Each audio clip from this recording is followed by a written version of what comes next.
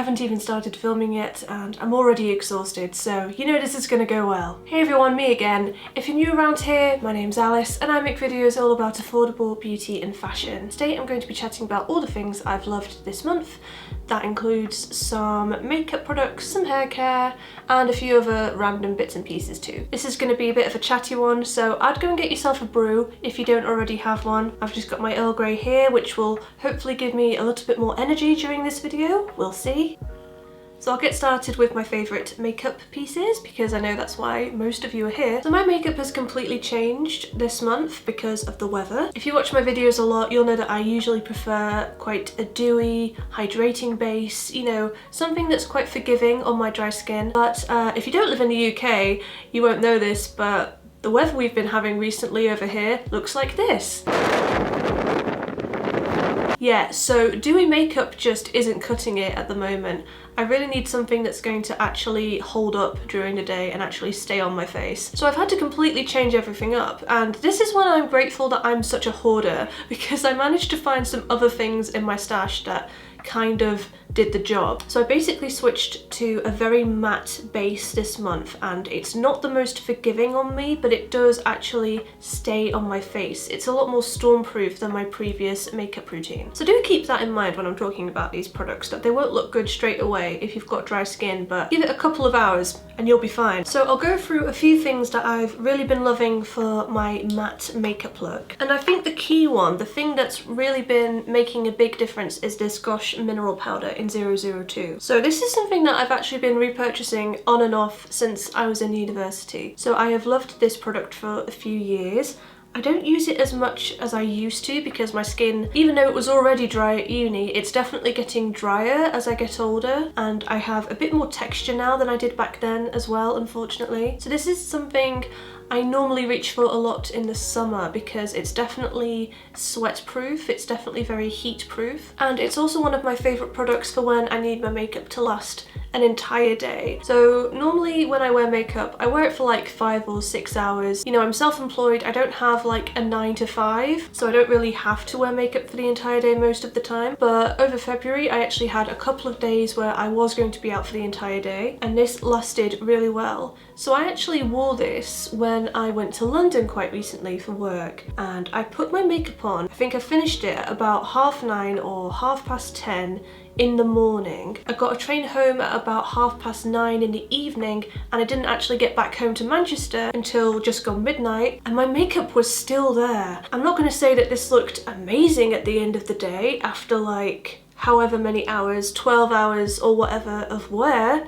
because it didn't, but it was still there. It was passable. It was an acceptable face of makeup. If I'd been wearing my normal dewy foundation, I would have looked like an oil slick. So because I was wearing this instead of a liquid foundation, there are a couple of other things in my makeup routine that I had to change as well. So for one thing, I couldn't use my regular baking oil primer from Revolution. So that's normally my favourite primer, but it's like a facial oil, isn't it? So the texture is really strange when you mix that with mineral foundation. So I had a little rummage in my drawers and I found the L'Oreal Infallible Mattifying Base Primer. So this is much more of a traditional primer, has a bit more of a silicone-y feel to it, and this was really nice to put down before the mineral foundation because it actually kind of absorbs into the skin a bit, so it doesn't have that tacky feeling. I normally like a bit of a tacky feel because of my dry skin, but obviously you don't want that with mineral powder because it's going to all mix and just get a bit gross and a bit weird. But yeah, I really liked this in conjunction with the mineral foundation. The two worked really well. And I've actually started wearing this a lot when I'm not wearing mineral powder as well. Even though I've got really dry skin, I've noticed that the centre of my face can sometimes have a bit of a shine to it. Not so much that I need to think about it every single time I do my makeup, but definitely days like today when I'm filming and I'm going to be sat under studio lights, or when I want to wear my makeup for the entire day again. I've been using my normal like baking oil on most of my face, and then I've been taking a little bit of this and just tapping it down the centre of my face where I have those like problem areas where my makeup breaks down a bit quicker. So I kind of go down the centre around my nose, out to my cheeks, and then around here, around my mouth, and on my chin as well. And those are just the places where my makeup can sometimes rub off a little bit. So yeah, I've been reaching for this quite a lot, either on its own or in conjunction with my regular makeup routine. Also, I've noticed that with mineral foundation, even though it lasts quite a long time by itself, you can really boost the wear time by setting it with a loose powder. And again, I had a little rummage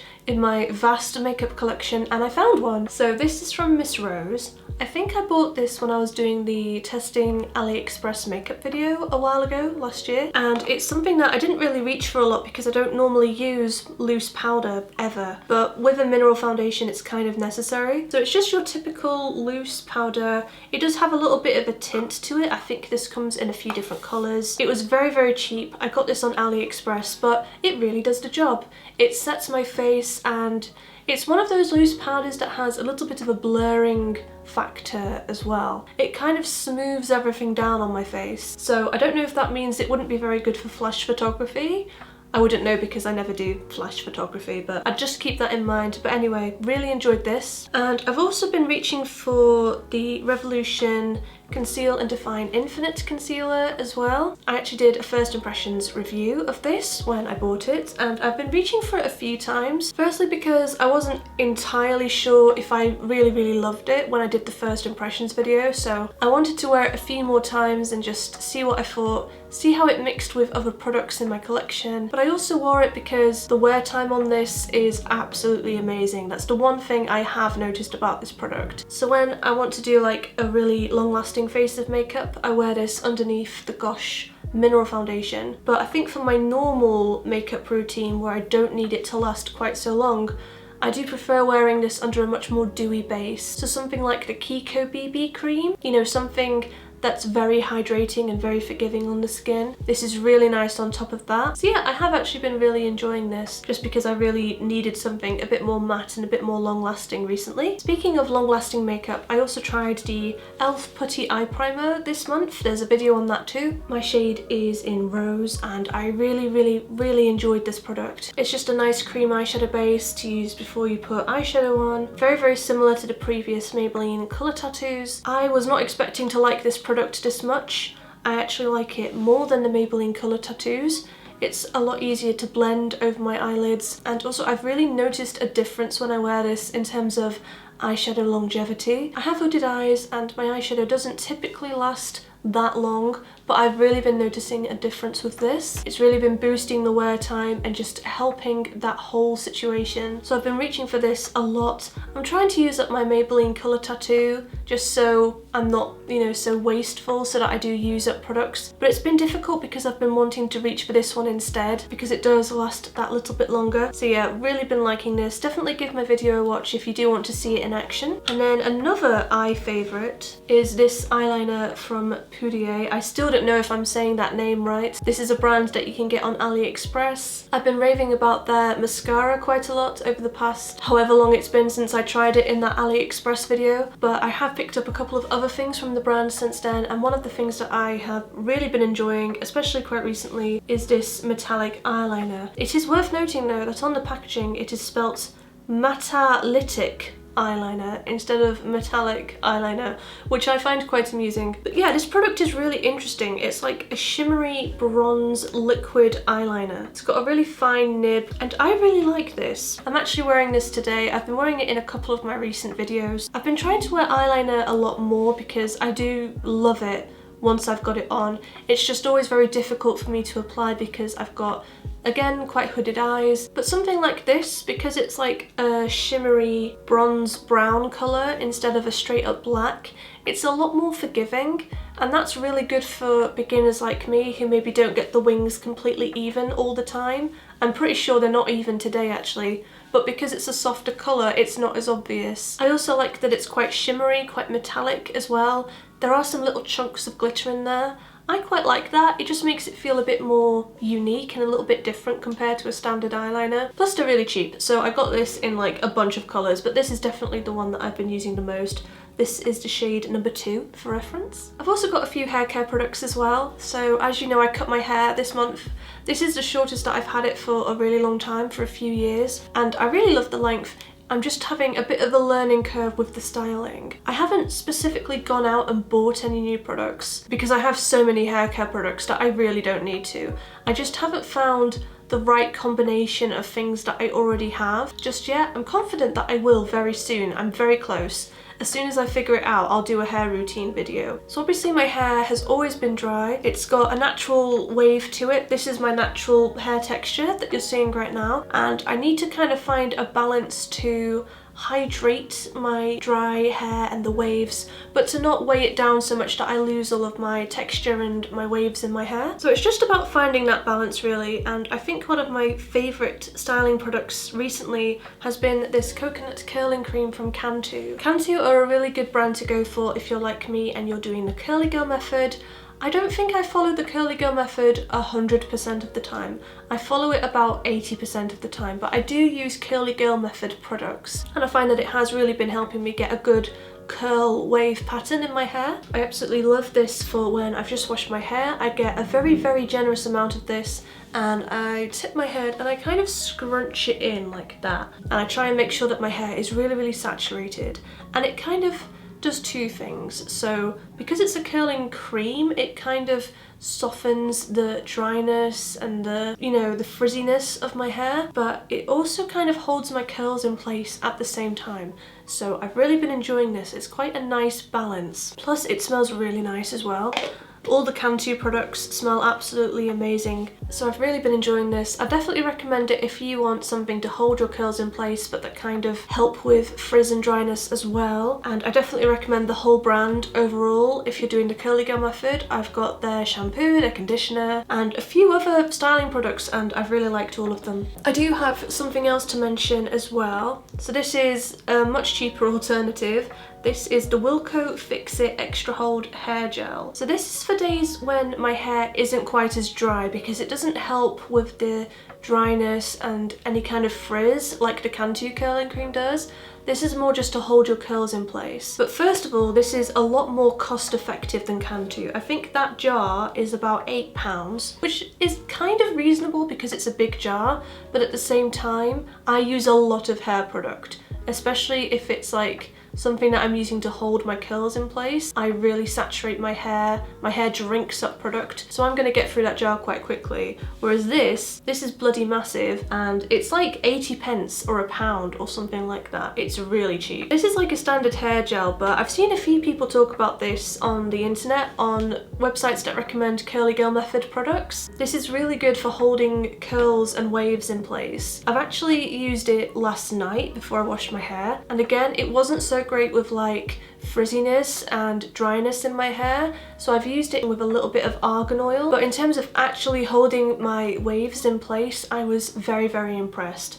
And it's not got that crunch to it like you find with hair mousse. I'm quite glad that I've got both in my collection because both are good for different things. I think the Wilko one I'm definitely going to have to use in conjunction with something else just to hydrate my hair a little bit and help soften down the frizziness. This one I could probably get away with using on its own. So it just depends what your hair routine looks like. It depends how many products you actually want to use when you've washed your hair. This next one is a bit random, but I just had to mention it. I've got really addicted to these cookies from ALDI.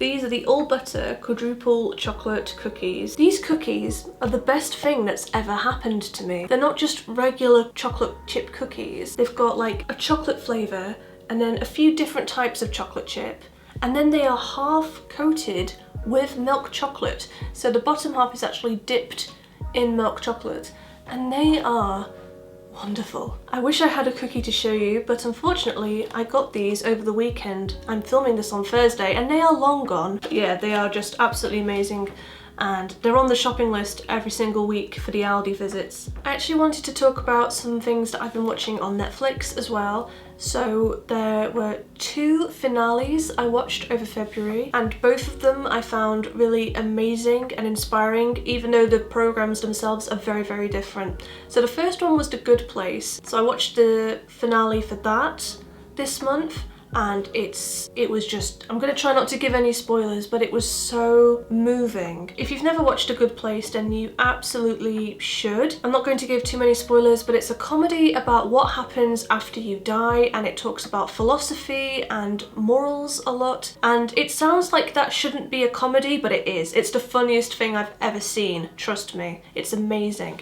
And the finale was just as incredible as I thought it was going to be. It made me think a lot about being like a better person. I try to be kind and empathetic anyway as much as I can, but everyone can always improve. Everyone can always find room to improve. And there was a line in the program about being a better person than you were yesterday, and that's really stuck with me. So that's just something that I've been trying to do, and that's a really wonderful thing to have in a TV show and to try to encourage people to do. Again, it's hard to explain about why The Good Place is so amazing. You need to watch it. If you have Netflix, just go and watch it, and then you'll see what I mean. And then the other finale that I saw this month, again on Netflix, was Bojack Horseman. So Bojack Horseman is a comedy as well, but it's a very different kind of comedy to The Good Place. The Good Place is very light-hearted, whereas Bojack Horseman is a darker kind of comedy, and there's a lot of talk about mental health in that show as well, which is just always really brilliantly done, the way that they portray mental health in that show. I love it. That show ended as well, and again the finale was just really well done, and it really did the show's justice. Sometimes when you get to the end of a TV show that you've really been loving, it's like the writers have kind of lost motivation by that point, by the time they've got to the end, and it feels like the golden era for that show was over a long time ago, and it's just sort of faded away a little bit. It's kind of lost its momentum. But these two finales, they were absolutely amazing, and they were kind of everything that you'd want. But yeah, those were just two really good shows that came to an end this month that I really enjoyed watching, and I think you guys will as well. Anyway, that's everything that I loved over February. I feel like I've been talking for ages, so thanks for sticking with it, guys. If you like favourites videos, then let me know by giving this a thumbs up. And if you're new around here, please feel free to consider subscribing to my channel. I post 2 new videos a week on Wednesdays and Sundays at 9 AM. Let me know what you've been loving this month in the comment section below, and I'll see you guys at the next one. Bye!